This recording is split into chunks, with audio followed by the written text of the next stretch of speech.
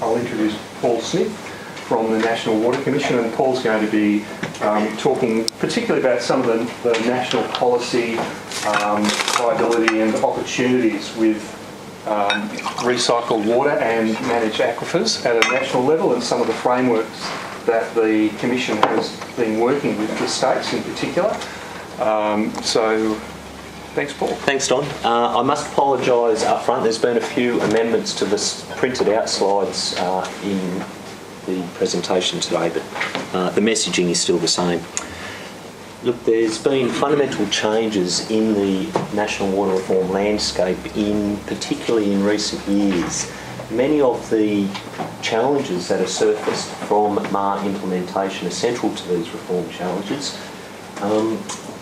So today I'd like to offer a bit of a reform journey context as it relates to MAR, but also stimulate your thinking on national reform objectives and pathways to aid in this afternoon's discussion. Central to these shifting landscapes is a government focus on productivity and efficiency.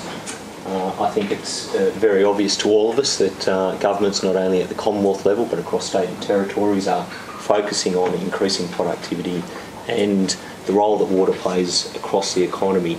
I know we all have a very strong understanding of the role of water in lubricating the economy, but I think now it is more important than ever that we present the role of water in this context if it is to get traction at national level. But looking back, there's been unfinished business. The 1994 COAG Microeconomic Reform Agenda, which focused on these issues of productivity and economy, are largely undone or have slid back from solid progress made. And I heard the Commonwealth Government, Abbott, recently applaud the efforts of the Labor government during the mid-90s and hold them up as endeavours for governments for today. We hit the drought coming into the 2000s, and the National Water Initiative was created. The National Water Commission was installed to oversee that reform agenda, but as the drought hit, perhaps there was a loss of traction with the fundamentals of the national competition policy. All governments responded to the reforms with significant investments, and we're now faced with new challenges. There are several tiers of national reform. Not all of these require large amounts of money or Commonwealth sign-off. So I'd like to challenge your thoughts on the range of reform pathways going forward. Greater national consistency and collaboration through exercises led by the institutes and centres and various CRCs are having a fundamental impact in increasing productivity and efficiency. I think we need to harness that more in today's agenda. Basically, we're all familiar with the Commission. We have four fundamental mandated roles: advice, audit, assess and enable the National Water Initiative.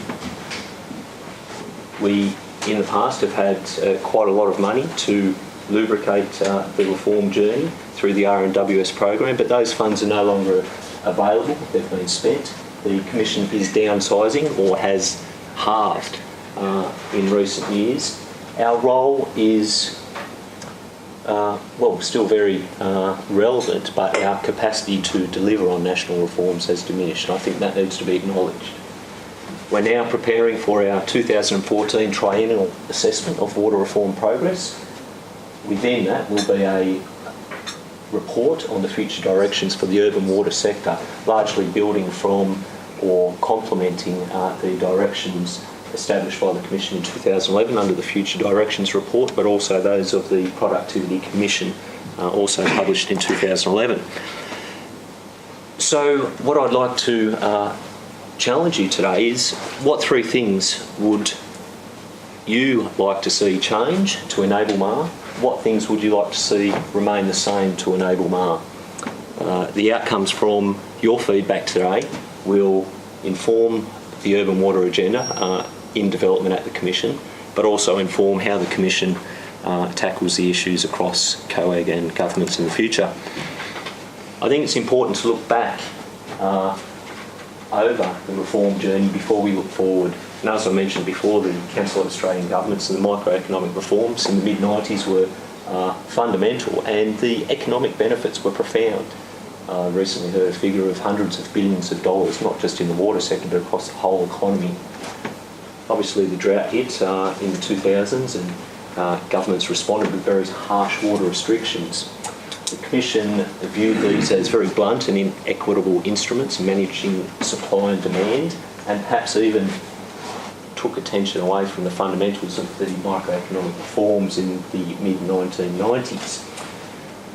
The National Water Initiative was established as we reached a crisis point in the drought.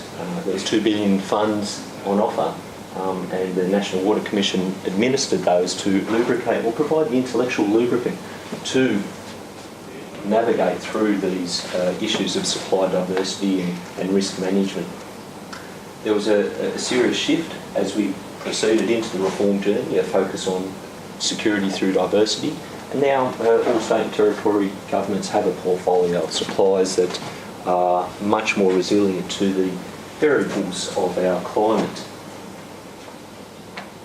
The Productivity Commission and the National Water Commission come out in 2011, largely reiterating the microeconomic reform focus of 1994. We had come out of the back of the drought, and the government focus is largely coming back to where we started. So I tell this reform journey because there's unfinished business, and I think we need to look at the fundamentals, what we started, and refocus on those. So looking forward, governments have emerged from this wave of capital investment, and it's been enormous, $30 billion just by the water utility sector and supply diversification. There's been critical new challenges emerged following this wave of investment, and I've got to say one of the major outcomes or benefits of reforms is our ability to manage diversity of supplies, greater complexity of our water systems, both natural and man-made, and understand the risk and manage that risk. There's been serious price rises. Governments are facing constraints in resourcing, particularly capital, and faced with burgeoning costs for asset renewals. A common issue, and I think this is perhaps one of the central challenges that we face, is institutional alignment and role clarity. Now, it seems that MAR, transecting many different types of regulations, really brings to the surface this particular challenge. Efficient price regulation, again, something at the forefront of many government reforms, something I'm not sure we entirely have a common understanding on, and something that should be a focus going forward. Market structures and the role of the private sector, as Mark pointed to, I think, I'll hurry up, we know the challenges, and MAR is central to these. But we still invest in siloism across the water cycle.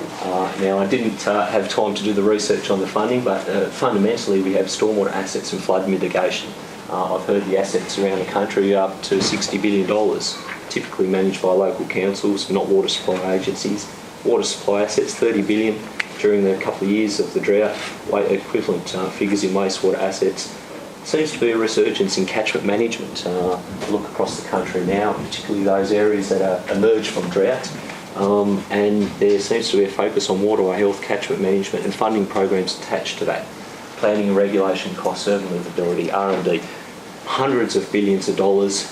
Is there opportunity? Where does MAR present opportunity for optimising those investments across the water cycle?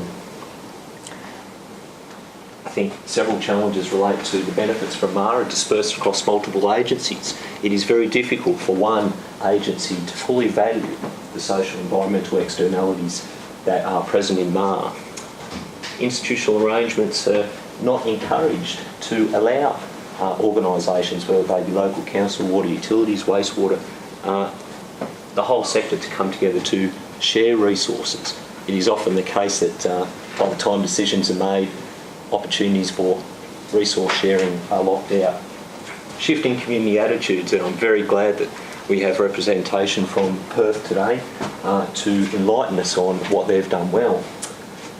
Costly and confusing regulatory pathways, and in some jurisdictions there's up to 7 or 8 different pieces of legislation and the equivalent regulatory bodies that one must navigate through to get approval. I think that can be improved. Economic regulation is fundamental to the challenges. Economies of scale versus economies of scope. Large or small, are we pricing for social good or market commodity? The role of externalities, clarity on price-service trade-offs, and I hope you hear that today. Multiple roles of government, private sector confidence. I think to enable their entry into the market, we need to clarify the economic regulation. Customer and community engagement. Who engages who? We have utilities engaging customers, extracting least cost positions. We have governments consulting communities, extracting much broader service value propositions. There's a disparity between the roles in community engagement. R&D has played a fundamental role in this supply diversification, and I think without it we'd still be a long way behind in terms of supply diversification and risk management. I think we're often seen as world leaders in the uptake of risk management and the effective management of diversification of suppliers, building confidence in risk-based regulation, innovation and treatment service efficiencies, public confidence and customer value. There's been a major shift, and I'd like to emphasise this, major shift towards demand-led R&D during the last 10 years, and I think the efforts of the centres, the CRCs and all those have fundamentally turned that on its head, and I encourage you to continue collaborating with industry government. Often lacks the return of investment in the R&D for government policy makers and decision makers to argue the important role that R&D plays within the policy development, within the regulatory setting. I urge all the R&D practitioners out there to embed economics into their R&D. And a very good example is the National Validation Framework, which had a very strong business case to it, and that was very effective in lubricating the discussions as it floated up to COAC. So back to the challenge. 3 things that must change, 3 things that must stay. Thank you.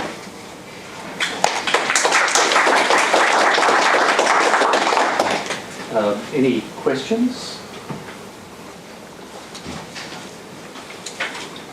Why is the focus only on stormwater for MAR? Why aren't we thinking about recycled wastewater like they're doing in WA? It's a fundamental mistake, I think, in terms of uptake.